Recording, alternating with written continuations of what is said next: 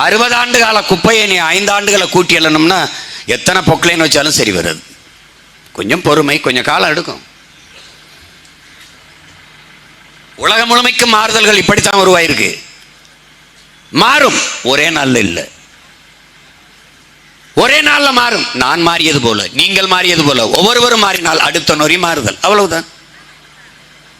மண்ணில் புரட்சி வருவதற்கு முன்பு மக்களின் மனத்தில் புரட்சி வரணும். நீ மண்ணை வென்று ஆள வேண்டுமா, முதலில் மக்களின் மனதை வெல்லணும்.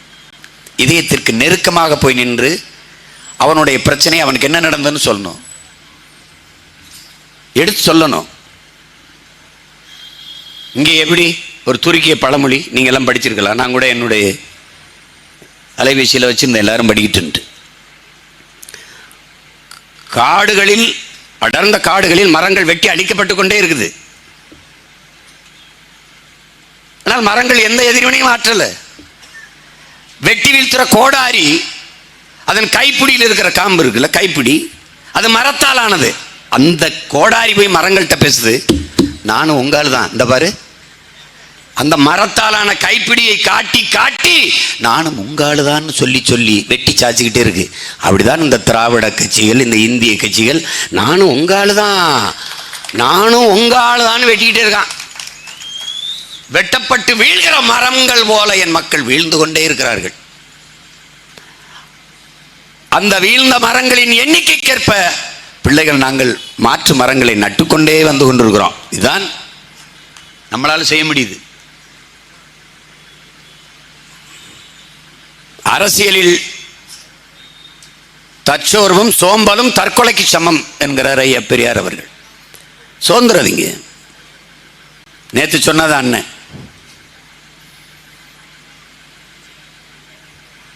நம்மை வெல்வதற்கு தோல்விக்கு ஒரு தகுதி இருக்குன்னா, தோல்வியை வெல்வதற்கு நமக்கு ஒரு தகுதி வராமல் போயிருமா, வாய்ப்பு வராமல் போயிருமா என்ன? நாம் தோற்றுவிட்டோம் என்று பொருள் அல்ல, வெற்றியை துரத்தி கொண்டிருக்கிறோம் என்று பொருள், வெற்றிக்கு மிக அருகில் இருக்கிறோம் என்று பொருள். தோல்வியே சொல்லிருச்சு, என்னை தொற்றுவிட்டு போனவன் வென்ற தோற்றதாக சரித்திரமே இல்லை, அப்படி செய்தியே இல்லை. வெற்றி எப்போதும் சிரித்து மகிழ வைக்கும், தோல்வி எப்போதும் சிந்தித்து வெல்ல வைக்கும். எளிதில் வென்றவனின் இதயம் மலரினும் மெல்லிதாக இருக்கும், தோற்று தோற்று வென்றவனின் இதயம் இரும்பை விட கடினமாக இருக்கும். ஏறக்குறைய உங்கள் இதயமெல்லாம் இரும்பாக மாறிவிட்டது. இனி வெற்றி என்றால் அது அருமை தெரியும்.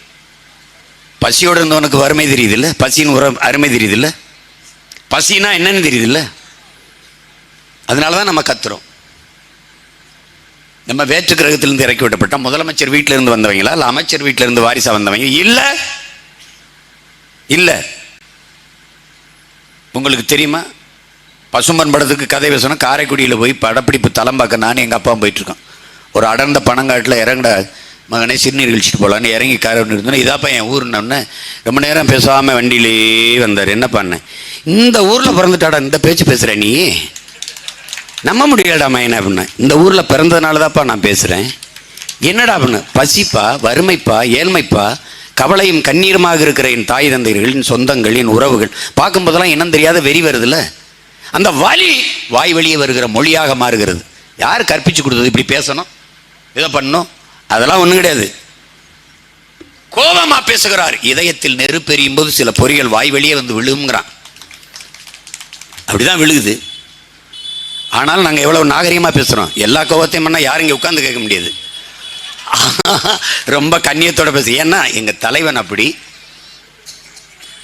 நீங்கள் எங்களை சிறுவர்கள் இவர்கள் என்ன செய்து விட முடியும், இவர்களுக்கு ஒரு பின்புறம் அப்படி நினைக்காதீங்க. தான் பிறந்த இனம் பெருமையோடு வாழ வேண்டும் என்பதற்காக தன் உயிரை கொடுத்து போராட தயாராக நின்ற ஒப்பற்ற புரட்சியாளன் பிரபாகரனின் பிள்ளைகள் நாங்கள் என்பதை நீங்கள் மறந்து விடாதீர்கள். செய்திகளை உடனுக்குடன் தெரிந்து கொள்ள உடனே சப்ஸ்கிரைப் பண்ணுங்க.